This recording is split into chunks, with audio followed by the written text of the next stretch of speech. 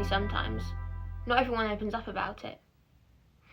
Sometimes people just don't care enough to ask, or sometimes you just don't want to talk about it.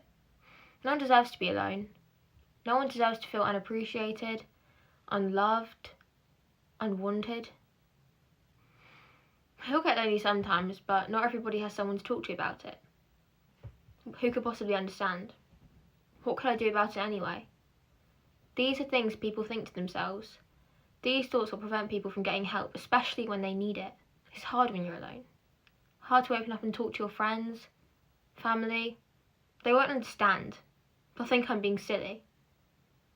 These thoughts only bring a person down further into their pit of loneliness. Don't keep it all inside.